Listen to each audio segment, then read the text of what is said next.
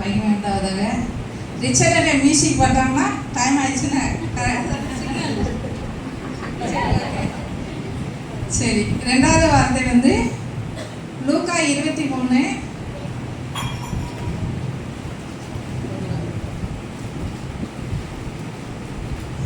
39 43 வரைக்கும். சரி, வாசிக்க வேண்டாம். நான் வந்து உங்களோட தேவனுடைய பரிசுத்தமான வார்த்தையை உங்களோட பகிர்ந்து கொள்ள தேவன் கொடுத்த பிரதான கிருபைக்காக நன்றி.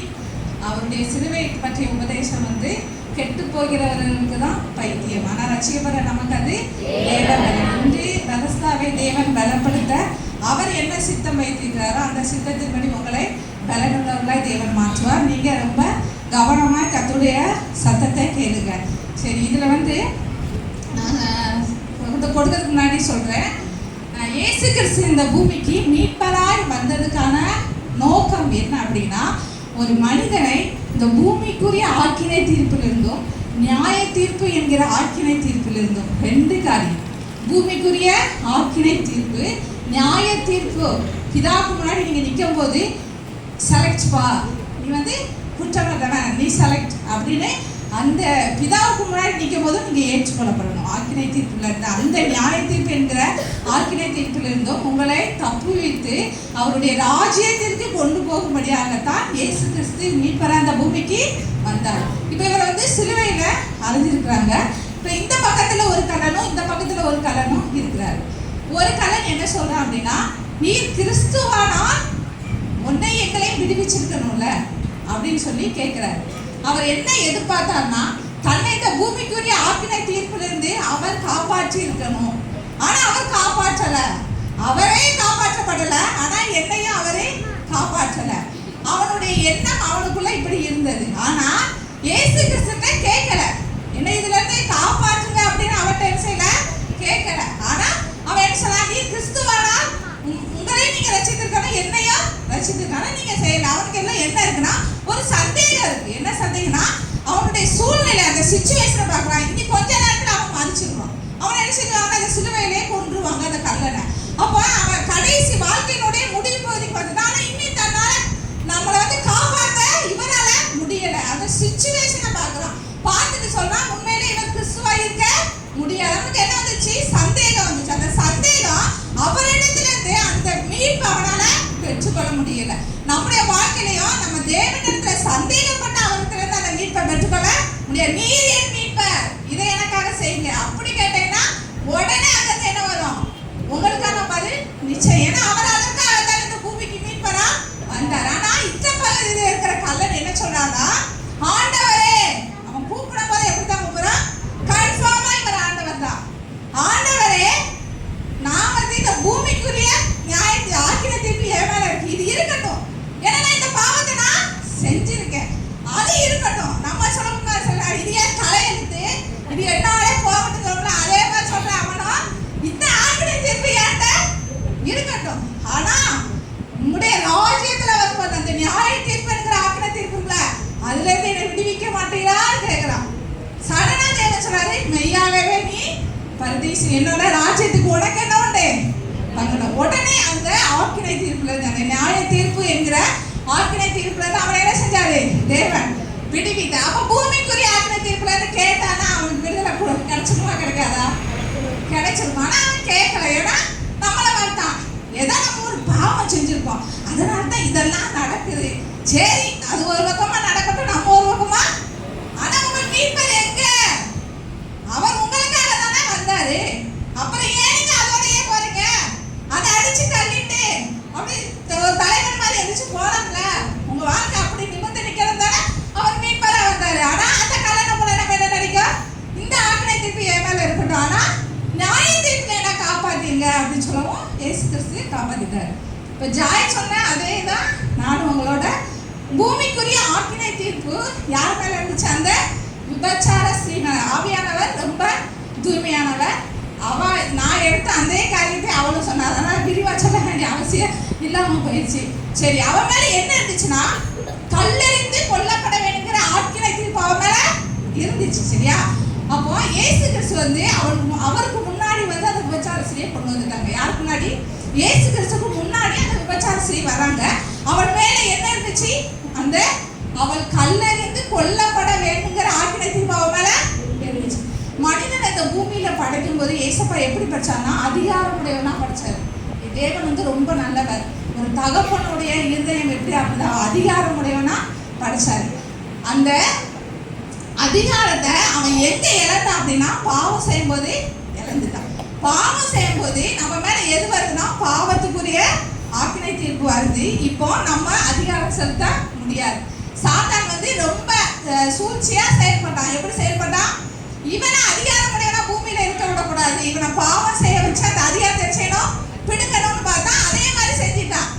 ஆதாம் கீழ்படியாம என்ன செஞ்சாங்க? பாவம் செஞ்சு இப்போ அந்த அவங்க மேல பாவம் என்கிற அந்த ஆக்கினை தீர்ப்பு வரும்போது அவன் அதிகாரத்தை இழந்தான். அப்ப தேவன் மேல இருந்து பார்த்தாரு, அவர் அதிகாரம் உடையவரா படைச்சிட்டாரா? அப்ப அதை மனுஷன் இழந்ததுனால மறுபடியும் அவனுக்கு அந்த அதிகாரத்தை கொடுக்கும்படியாக என்ன செய்யாரு? அவரு வந்தார். இந்த பூமிக்கு வந்து அவனுக்கு அந்த அவன் மேல இருக்கிற இந்த பாவம் என்கிற அந்த ஆளுமையிலிருந்து அவனை விடுவிக்கணும், விடுவித்து மீண்டும் அவனை அதிகாரம் உடையவன் ஆக்கணும்னு சொல்லியிருந்தான் தேவன் வந்து இந்த பூமிக்கு வந்தார். இப்ப அந்த ஸ்ரீ வந்து தனக்கு முன்னாடி நிற்கிறா. அவள் மேல அவள் கொல்லப்பட வேண்டிய ஆக்கினை தீர்ப்பு இருந்துச்சு. ஆனா ஏசப்பா என்ன செஞ்சிட்டாங்க? அவளை காப்பாத்துனாங்களா காப்பாத்தலையா? எப்படி காப்பாத்துனாங்க? எப்படி காப்பாத்துனாங்க? யாரோ ஒருத்தர் சொன்னாங்க.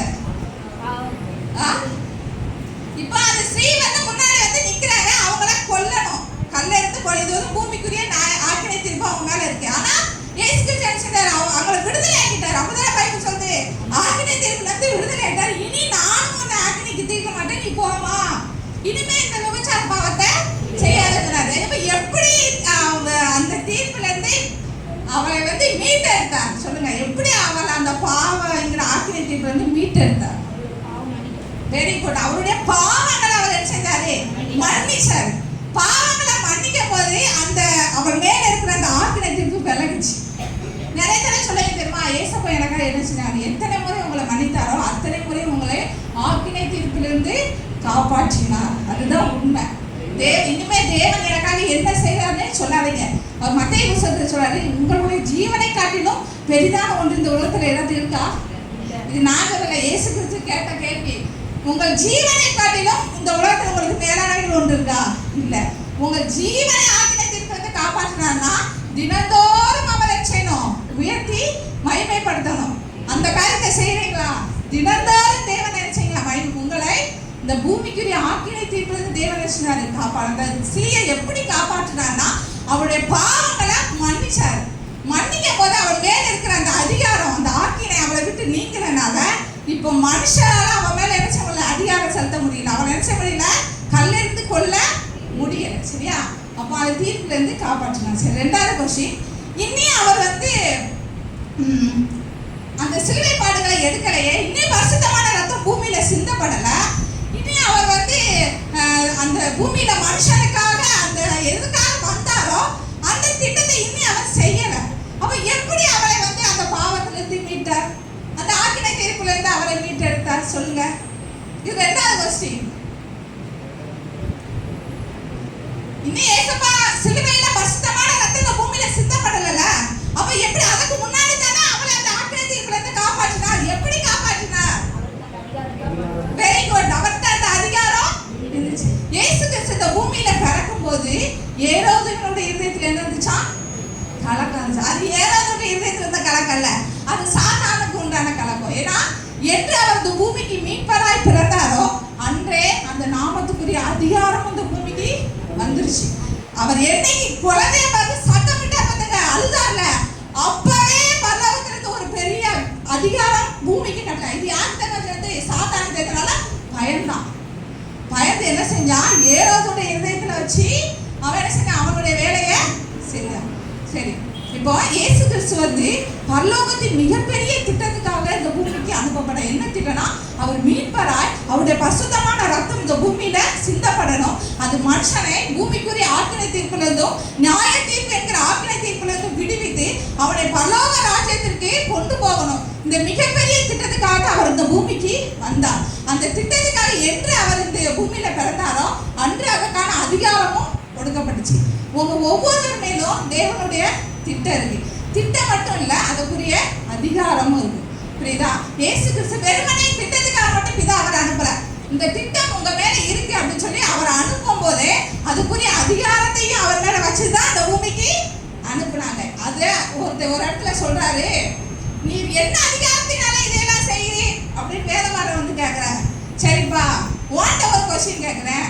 யோவான் ஞானஸ்நானம் கொடுத்தார்ல, அது தேவனால் உண்டானதா மனுஷனால் உண்டானதா கேட்கிறார். அவங்க என்ன சொல்றாங்க, பதில் தெரியும் ஆனா சொல்ல மாட்டேங்கிறாங்க. ஏன்னா சொன்னா பிரச்சனை வரும் அப்படின்னு. உங்களுடைய நிறைய பேருக்கு பதில் தெரியும் ஆனா சொன்னா என்னது பிரச்சனை, அது எதுக்கு சொன்னிக்கிட்டு பேசாம இருக்கீங்க. அதே மாதிரி அந்த வேதமாரர் பரிசீலிச்சதுமா பதில் தெரியும் ஆனா சொல்ல வேண்டாம் அப்படின்னு பேசாம. அப்ப அவர் சொல்றாரு, அவங்க இருதயத்தை அறிஞ்சிட்டார். அவர் சொல்றாரு, நானும் இன்னும் அதிகாரத்தினால இவைகளை செய்யறேன் என்று உங்களிடத்துல சொல்ல மாட்டேன். அந்த அதிகாரம் எங்க சொன்னா பிதாவின் இடத்துல அவர் எப்படி இந்த பூமிக்கு பிறந்தாரோ மீட்பரா அன்னைக்கே அந்த அதிகாரம் வந்துச்சு. உங்க மேல வெறுமனை திட்டம் மட்டும் இல்ல, அதற்கான அதிகாரம் இருக்கு. இப்போ ஒருத்தவங்களை எடுத்துக்கோங்களேன், அவங்க வந்து ஒரு 1000 பேரை கிறிஸ்துவத்துல வழி நடத்தி ஞானஸ்தானம் பெற வைக்கிறதுக்கான திட்டம் அவங்க மேல கர்த்தர் வச்சிருக்கானா, அதுக்கான அதிகாரமும் அவங்க மேல இருக்கு. நம்புறீங்களா? இயேசு கிறிஸ்துவை நம்புனீங்கன்னா இதே நம்பணும். ஏன்னா அவர் என்ன சொல்றாரு, நான் உலகத்தை ஜெயித்த போல நீங்களும், அவர் மேல திட்டம் இருக்க போல உங்கள் மேல திட்டம் இருக்கு. எப்படின்னா, இப்போ வந்து நீங்க பாட்டு பாட்டீங்கன்னா சாத்தானுக்கு ரொம்ப சந்தோஷமா இருக்கும். பாட்டு தானே பாடுதா, பாடிட்டு போட்டோம். நீங்க ஒருத்தவங்க ஏன்னா உங்க மேல என்ன திட்டம் இருக்குன்னா, 1000 பேரை கிறிஸ்துவுக்குள்ள வழி நடத்துகிற ஒரு திட்டம் இருக்கு. அதுக்குமே அதிகாரம் இருக்கு. அதுக்குள்ள அதிகாரம் கொடுத்தா அது உங்க இடத்துல இருக்கும். உங்க வாழ்நாள் ஃபுல்லா உங்க இயேசு கிறிஸ்துவோட போயிட்டு வந்துச்சா, அதிகாரம் வந்துட்டு பரலோகத்துக்கு போச்சா? இல்ல, அவர் இடத்துல தான். அவர் சிலுவையில ஜெயித்து சாத்தானை நசுக்கிற வரைக்கும் அந்த அதிகாரம் யாருக்குள்ள இருந்தது? அவர் இடத்துல தான் இருந்துச்சு. சரியா? அப்போ நான் என்ன சொல்லிட்டு இருந்தேன், உங்களெல்லாம் பார்க்கும்போது எனக்கும் பரிசுக்கு காரணமா இருக்கிறது. சரி, அதிகாரத்தை பத்தி பேசிட்டு இருந்தேன். சொல்லுங்க, எதோட முடிச்சேன்? சரி, நம்ம மேல அந்த அதிகாரத்தை வச்சுதான் அவரை அனுப்புனார். சரியா? அந்த அதிகாரத்தை வந்து நம்ம என்ன செய்யணும்னா, 1000 பேரை பார்த்தீங்களா, இது சொல்லல, இந்த திட்டம் யார் மேலேயும் இருக்கு. ஆனா ஆவியானவர் பேசுறாரு, இந்த திட்டம் இந்த ஆலயத்துக்குள்ள யார் மேலேயும் இருக்கு. 1000 பேரை தேவனிடத்தில் திருப்பி ஞானஸ்நானம் பெறுகிற அந்த அதிகாரம், அவங்க அந்த திட்டம் அதிகாரம் அவங்க மேல இருக்கு வச்சுக்கோங்க. பாட்டு பாடும்போது சாத்தா என்ன செய்வா, பாட்டு தானே பாடுறா, பாடிட்டு பாடு நல்லா பாடு, சிலுவை பத்தி பாடு, இயேசுவை பத்தி பாடு. ஆனா அவங்க ஒருத்தவங்க போய் சுவிசேஷம் சொல்லும் போது சாத்தா நடுங்குவாங்க. ஏன்னா அதுல தான் அவங்களுடைய அதிகாரம் இருக்கு. உங்களுடைய அதிகாரம் எதுல இருக்குன்னா, உங்க மேல் தேவன் வைத்த திட்டத்துல தான் உங்களுடைய அதிகாரம் இருக்கு. இயேசு கிறிஸ்து அவருடைய திட்டத்தின் பாதையில தான் நடந்தாரு. அதை தான் அவர் அதிகாரத்தை பயன்படுத்த முடிஞ்சது. உங்க மேல ஒரு திட்டம் வச்சுட்டு நீங்க பக்கத்துல உள்ளவங்களுடைய திட்டத்துக்கு மேல நடந்தீங்கன்னா அதுல என்ன இல்ல, அதிகாரம் இல்ல. அவர் ரொம்ப சந்தோஷப்படுவான். சாத்தானுக்கு எப்பவுமே உங்களை குழப்பி உங்க திட்டத்தை மறந்து வேற எங்கேயோ போவான். அப்புறம் ஒரு 1000 கதவுகளை திறக்கிற ஒரு திட்டம் உங்க மேல இருக்கு வச்சுக்கோங்களேன். அடைப்பட்ட கதவுகளை திறக்கிற திட்டம் உங்க மேல இருக்கு வரசாக்குள்ள. அப்படி ஒருத்தர் மேல தேவன் அப்படி இல்லாம என்ன சொல்ல வைக்க மாட்டார். ஏன்னா ஆவியானவர் சொன்னதான் நான் உங்கள்ட்ட சொல்றேன். ஒரு 1000 அடைப்பட்ட கதவுகளை திறக்கிற ஒரு திட்டம் உங்க மேல இருக்குன்னு வச்சுக்கோங்க. நீங்க துதிச்சுக்கிறீங்கன்னா சாத்தான சொன்னமா துதிக்கதான் செய்யறா, துதிக்கிறது. அப்போ ஜெபிக்கும் போது அந்த மதுரையில சுவிசேஷம் வெளியிருக்காங்க, அங்க பெரிய பிரச்சனை வந்துச்சா, அந்த அடைப்பட்ட கதவுகள் திறக்கட்டே ஏசப்பாவுடைய நாமத்தை சொல்லும்போது சாத்தான் நடுங்குவான். ஏன் தெரியுமா? அந்த திட்டத்துக்கு மேலதான் உங்களுக்கான அதிகாரம் இருக்கு. அது உங்க கரங்கள்ல இருக்கு. நீங்க உங்க கரங்களை தைரியமா உயர்த்தி ஜெபம். ஏன் தெரியுமா? உங்களுடைய உங்களுடைய வலது கரத்து மேல உங்க மேல வைத்த திட்டத்துக்கான அதிகாரம் இருக்கு. நீங்க கரங்களை உயர்த்தி தேவனுக்கு ஜெபிக்கும் போது அவன் பயப்படுவான் சாத்தான். உங்க வாழ்க்கையில சாத்தானை நடுக்க வைக்கிற காரியங்கள் உங்க வாழ்க்கையில இருக்கு. நீங்க அவனுக்கு பயப்பட வேண்டாம். உங்களை பார்த்துதான் அவன் பயப்படான். ஏன்னா நீதிமானுடைய பாதை ராஜ பாதை. ஏன்னா அந்த பாதையில அவன் ஹீரோ. அவனால தோற்கடிக்கவே முடியாது. உங்க திட்டத்துக்கான பாதையில நீங்க நடத்தீங்கன்னா உங்களை யாருமே தோற்கடிக்க, ஏன்னா அதற்குரிய அதிகாரம் உங்களிடத்துல இருக்கு. இன்னைக்கு ஏசப்பாட்ட கேளுங்க. ஒருவேளை நீங்க வந்து திட்டத்தை அறிஞ்சிட்டீங்கன்னா நீங்க ஆவுக்குரிய வாழ்க்கையில சிறந்தவர்கள். தேவன் உங்க மேல திட்டத்தை அறிஞ்சிருக்கீங்கன்னா நீங்க சிறந்தவர்கள். ஒருவேளை அறியலன்னு வச்சுக்கோங்களேன், அறிந்து கொள்ள தேவனோடு கூட என்ன செய்யுங்க, பேசுங்க. நீங்க என் மேல வச்ச திட்டம் என்ன, அதை நீங்க அறிந்து கொண்டு அந்த பாதையில என்ன செய்யுங்க, நடங்க. அதை வந்து நீங்க எடுத்துக்கூடாது, அந்த திட்டத்தை மறந்துடக்கூடாது, அதை விட்டு நீங்க விலகி போகக்கூடாது. சரியா? நீங்க ஏசப்பாட்டு ஜெபம் பண்ணுங்க, என் மேல வைத்த திட்டம் என்ன. சில பேர் வந்து திட்டத்தை அறிஞ்சிட்டீங்க, அந்த பாதையில நடக்கலைங்க. டைம் ஆயிடுச்சா? சில பேர் வந்து கடைசியான்னு சொல்லக்கூடாது. சரியா? சாரி.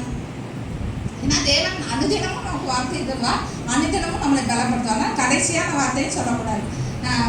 இப்போ சொல்றேன், உங்களுக்கு வந்து உங்களுடைய அந்த என்ன சொன்னேன், எஸ்தரேக்காக்கு 43 வயசுல ஞாபகம் மறதி வந்துச்சு. ஆனா இதுல இருந்து ஜெயிக்கணும்னு ஏசப்பாட்டு கேட்டுட்டு இருக்கேன். ஏன்னா இதுல ரொம்ப பாதிப்பு என்னன்னா, இந்த வேதத்துக்குரிய காரியங்களை தியானிச்சு வைக்கும் போது சில காரியங்கள் மறக்குது. அதனால எனக்கு ஞாபகம் மறதி வேண்டாம் ஏசப்பா. ஆனா சரீர அளவில் பெண்களுக்கு வந்து சில பிரச்சனைகள் வரும்போது இது இருக்குமா அப்படிதான் நான் பார்த்தேன். ஒருவேளை நமக்கு அது இயற்கையானதுதான், இருந்தாலும் அது ஆவிக்குரிய வாழ்க்கையில பாதிக்கிறனால நான் ஏசப்படுறேன். நீங்க எனக்காக ஜெபம் பண்ணுங்க, எனக்கு அந்த ஞாபக மறதி வந்து மாறணும். சரியா? சரி. சில பேர் வந்து திட்டத்தை அழிச்சிட்டீங்க, ஆனா அந்த பாதை நடக்கிறீங்க, இன்னும் ஒண்ணுமே தெரியல. தேவனுடைய கிரியை செய்யலாம். அப்போ ஏசப்பா வந்து திட்டத்தோட இந்த பூமிக்கு வந்தாரு. ஆனா அவர் திட்டம் எத்தனை வருஷம் கழிச்சு நிறைவேச்சுன்னா 33 வருஷம் கழிச்சு. 33 வருஷமும் பல்லவம் வெயிட்டிங் பண்ணிட்டே இருந்தது, அவருடைய திட்டம் நிறைவேற வெயிட் பண்ணிட்டே இருந்தது. உங்கள்கிட்ட ஒண்ணு சொல்றேன், இந்த இதுல இருந்து ஒரு சத்தியம் சொல்றேன். உங்க மேல திட்டம் இருக்கு, அதுக்குரிய அதிகாரம் இருக்கு, இது என்று மாற்றப்படாது. ஆனால் அது இன்று நிறைவேற வருத்தப்பட வேண்டாம், அதுக்கான காலங்கள் வரும்போது அது நிறைவேறும். என்னுடைய 16 வயசுல ரட்சிக்கப்பட்டேன். ஆனா நான் என்னுடைய 43 வயசுல தான் என் காதுல ஒரு சத்தம் கேட்டது, நான் அதை செய்வேன். அப்போ எனக்கு அதுக்கான காலம் வந்துருச்சு. புரியுதா? அப்போ நமக்கு திட்டமும் அதிகாரம் இருக்கு, ஆனா அதுக்கான காலங்கள் ஒரு இடத்துல இருக்கு. அந்த காலம் வர வரைக்கும் நீங்க அந்த திட்டத்தின் பாதையில பயணிக்கும் போது